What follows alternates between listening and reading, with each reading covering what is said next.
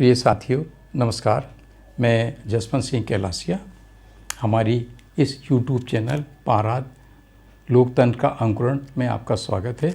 हमारी एक अंग्रेजी चैनल भी है जिसका नाम है पाराद जर्मिनेशन द डेमोक्रेसी। हम सोशल मीडिया के अन्य दीगर प्लेटफॉर्म पर भी उपलब्ध हैं। कृपया इसका डिस्क्रिप्शन में अवलोकन आप कर सकते हैं। हमारी इस चैनल को हमने किन उद्देश्यों के लिए और किस दर्शन को सामने रखकर निर्मित किया है, इसके विषय में भी आप हमारे डिस्क्रिप्शन में संक्षेप में जो वर्णन दिया गया है उसका अध्ययन कर सकते हैं। जैसा कि आपको ज्ञात है, इन दिनों हम कुछ जो अन्य पिछड़ी जातियां और कुछ अनुसूचित जातियों में छत्री बनने का जो जुनून सवार है, उसके विषय में एक वीडियो सीरीज़ हम आपके सामने प्रस्तुत कर रहे हैं। इसके लिए हमने एक आलेख तैयार किया है जिसको हमने 13 बराबर खंडों में विभक्त किया है।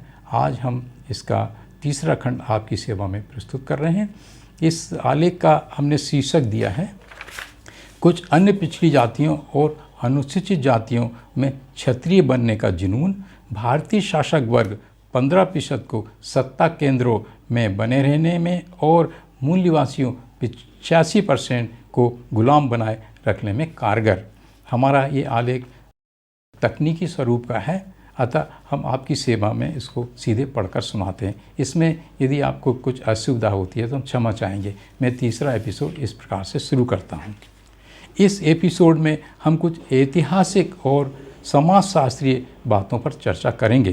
पहला, इन दिनों टीवी चैनलों एवं सोशल मीडिया में भारत के कुछ खास मंदिरों में अपार धन, हीरे जवाहरातों, सोना चांदी की विशाल मात्रा को दर्शाया जाता है। वह इन्हीं मूल निवासी उत्पादक एवं मेहनत कश वर्गों के खून पसीने की कमाई की ही होती है। दूसरा, इस कृषि प्रधान देश में कृषकों द्वारा जो लाखों की संख्या में आत्महत्याएं की जा रही हैं, उनका गूढ़ एवं रहस्यमयी कारण भी यही है, ना कि बैंक ऋण। ये बहुत ही गूढ़ रहस्य फिर अन्यत्र कभी हम इस विषय पर चर्चा करेंगे कि जो हमारे देश के जो किसान लोग जो कि अन्य पिछड़ा जातियों के, अनुसूचित जातियों, जनजाति के होते हैं, वो आत्महत्या क्यों करते हैं। इसमें हमारा ऐसा मानना है कि मात्र बैंक ऋण ही कारण नहीं है, ये बहुत छोटा सा कारण है, लेकिन जो सांस्कृतिक, आध्यात्मिक, धार्मिक कारण इसमें बहुत ज़्यादा प्रभावी हैं।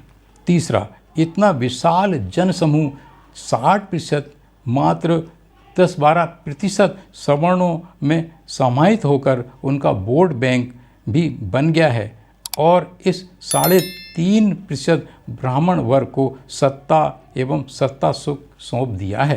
देश में गरीब 95% और गरीब हो गया है, अमीर 5% और अमीर हो गया है। इसके पीछे मूल और रहस्यमयी कारण यही हिंदू लपेटा एवं हिंदू ठप्पा है इत्यादि।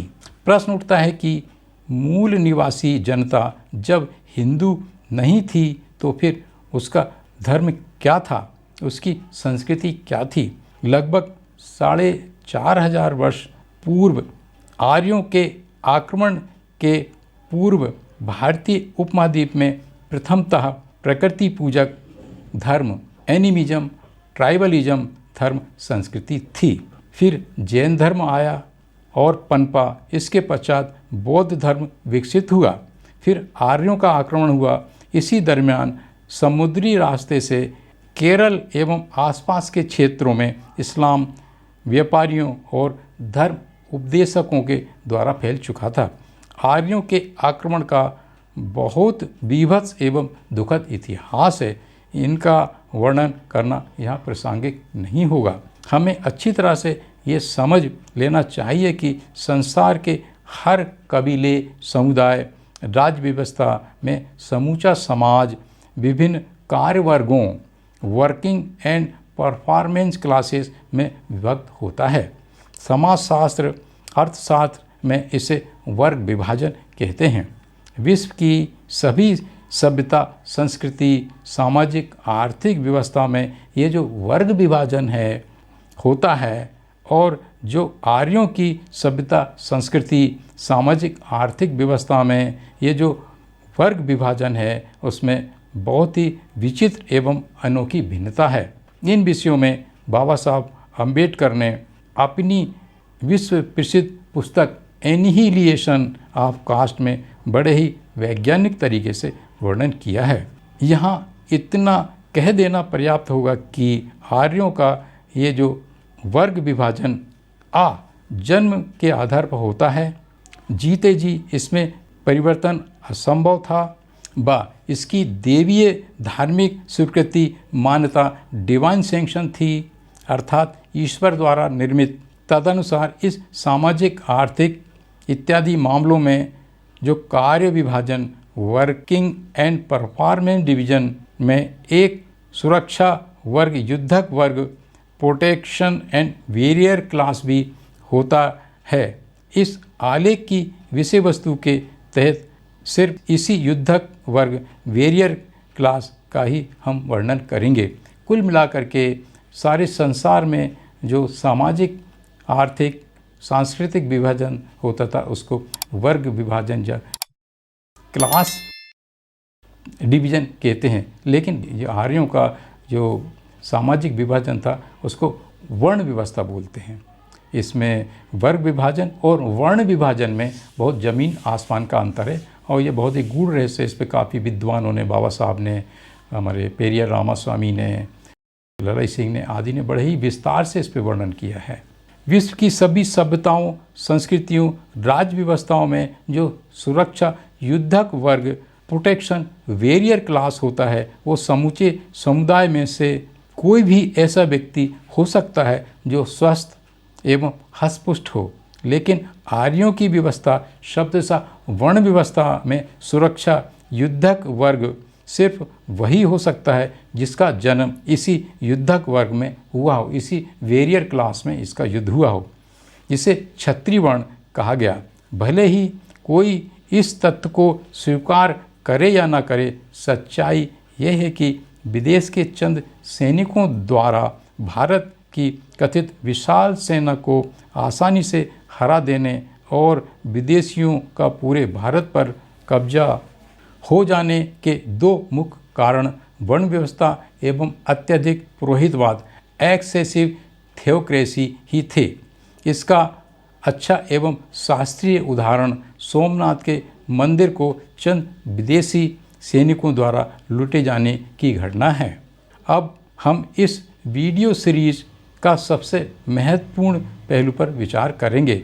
इस पहलू की सबसे खास बात यह है कि इस विषय में अच्छे बुद्धिजीवियों, समाज वैज्ञानिकों एवं सामाजिक सक्रिय कार्यकर्ताओं में बहुत ही बड़े भ्रम व्याप्त हैं।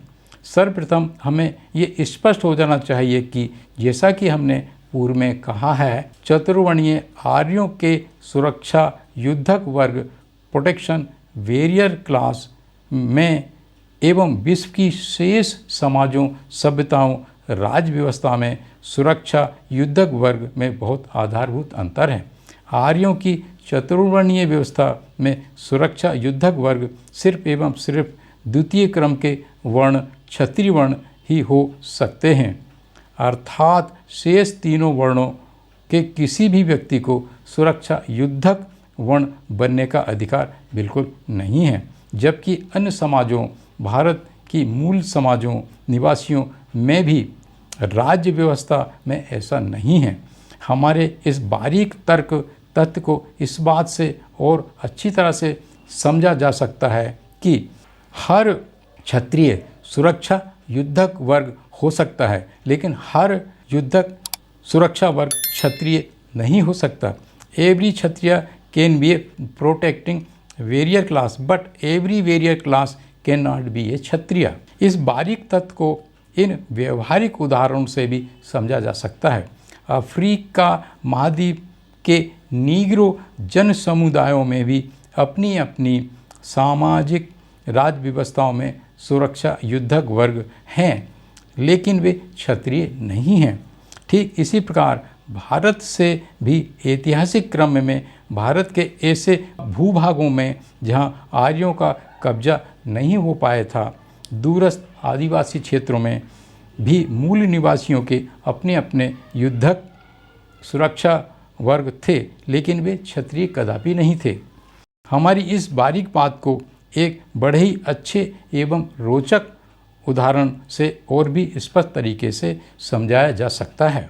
जनवरी 1 सन 1818 में अंग्रेज़ों और पेशवाओं महाराज क्षेत्र के देसी राजाओं में एक ऐतिहासिक युद्ध हुआ। पेशवाओं की ओर से जो सेना थी उसमें क्षत्रिय वर्ण के 28,000 से भी ज़्यादा सैनिक थे और अंग्रेज़ों की ओर से सेना थी उसमें महार जाति जो कि उन दिनों बहुत ही नीच और तुच्छ मानी जाती थी के केवल 500 सैनिक थे।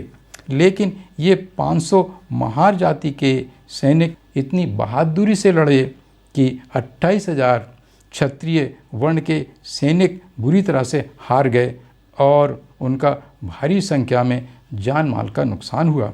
इस वृत्तांत का जिक्र करने का हमारा मकसद यह है कि यह अनिवार्य नहीं है कि आर्य नस्लों का मात्र क्षत्रिय वर्ण ही बहादुर रणवीर मूंछों पर ताव देकर गौरवान्वित होने वाला योग और युद्ध कला में पारंगत नहीं होता। महार जाति के लोग उन दिनों जब उन्हें पूरे वस्त्र पहनने, जूते चप्पल पहनने का अधिकार नहीं था, अपनी इच्छा एवं सुविधा अनुसार आवागमन का भी अधिकार नहीं था, जब भी उन्हें मजबूरी में बाहर निकलने की ज़रूरत होती थी, आगे एक मटकी और पीछे एक झाड़ू लटकाकर चलना होता था, भी क्षत्रिय वर्ण से श्रेष्ठ सुरक्षा युद्धक वर्ग हो सकते हैं। प्रिय साथियों, इस प्रकार हमारा ये इस सीरीज का तीसरा एपिसोड यहीं समाप्त होता है। अगर आपको ऐसा लगता है कि हम कुछ मौलिक बातों पर विचार कर रहे हैं और आपके ज्ञान में कुछ वृद्धि कर रहे हैं, तो कृपया हमारी इस चैनल को सब्सक्राइब करने, अधिक से अधिक शेयर करने और लाइक करने का कष्ट करें। हमारे साथ बने रहने और इस वीडियो को पूरा देखने के लिए पुनः धन्यवाद। कृपया अगले एपिसोड की प्रतीक्षा करें। धन्यवाद। नमस्कार।